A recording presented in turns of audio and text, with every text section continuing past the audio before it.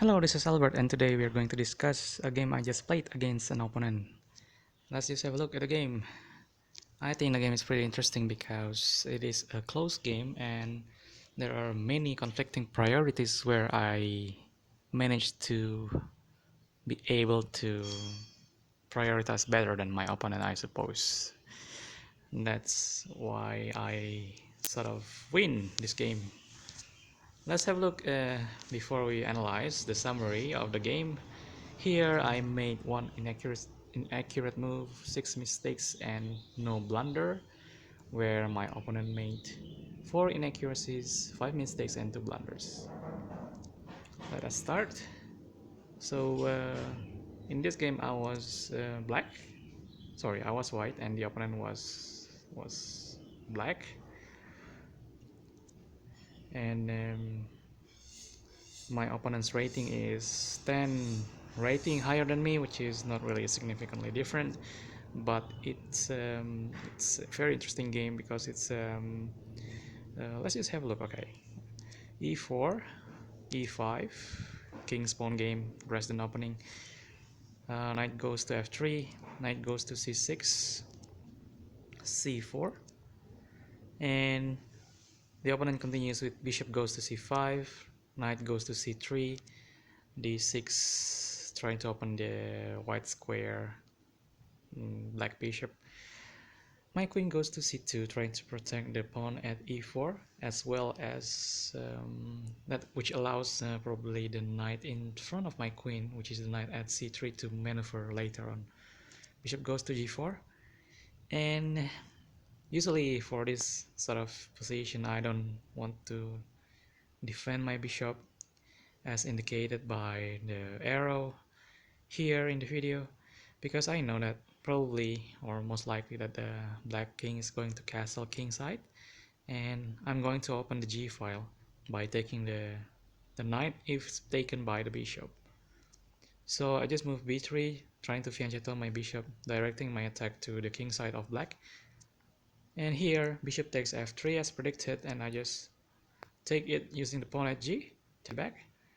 And here knight goes to f6, activating the knight and also trying to make sure that there is a way for the king to castle. Bishop is fianchetto to b2, and as predicted, castle kingside, I castle queenside. This is one of my favorite tactic, which is trying to attack black diagonally as well as trying to attack the weak pawn at g and also the h pawn probably, or the f pawn, using the rook that I have on the king side of black. Knight goes to b4, my queen goes back to b1, and here I know that there is a pawn that is loose, which is the f2 pawn, but it's actually it's just there for to be taken, because if black takes that I will have more tempo later on. I just want to eliminate the doubling up of the pawn at f file, so it's for free. So knight goes to h5, I don't want to kick the knight back, I just move forward with knight goes to d5 here, trying to maybe divert black's focus, or trying to take the knight at b, and actually black takes the knight there.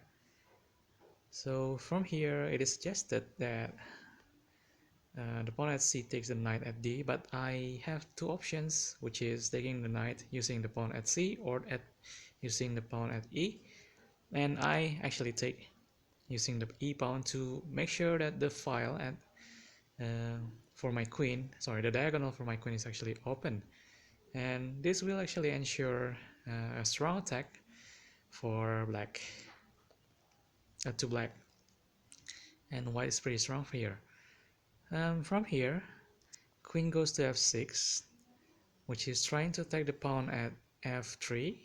I don't want to lose both pawn at f, so what I do is I move my queen to e4, and this is serving the purpose of protecting the pawn at f, as well as probably trying to battery later on with the bishop, with the white square bishop of white.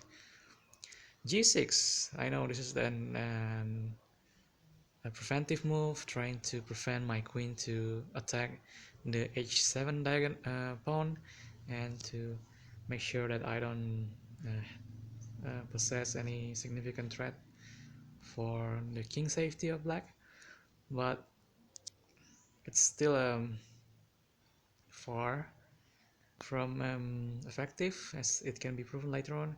So I move my bishop to h3 here, trying to attack the knight later on by moving it to g4. Bishop goes to take f2, which is a free pawn that I don't mind if black's taking. But I will have a momentum by moving my rook to f1, and here bishop has to move, and it moves to c5. Here my bishop goes as planned to attack the knight, so it moves to g4. And then what happens here is knight's trying to hide at g7, which is I think pretty passive, and it's losing tempo. I just move forward with my pawn going to h4, and it can march on later on to probably go forward to h5, and it will scramble black's defense. Here black moves to h5 first. I suppose it has two purposes, which is avoid the pawn advancement, as well as trying to kick my bishop back. At g4 I just move it back to h3.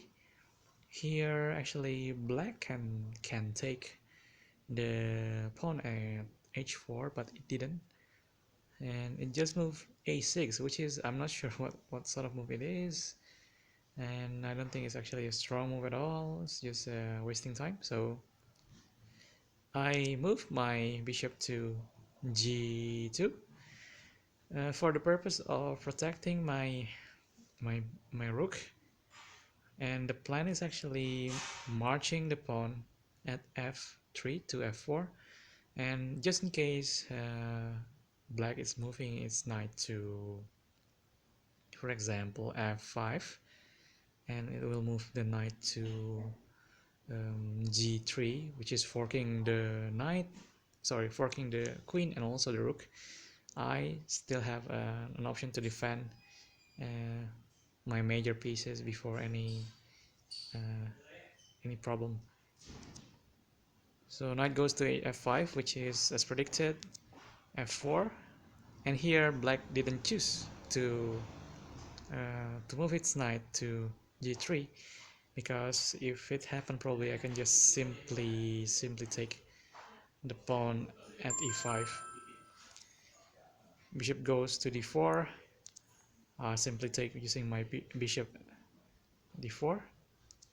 He takes d4, and I just move my rook to g1 here, and the purpose is actually to focus my attack to the weak g pawn in front of the king.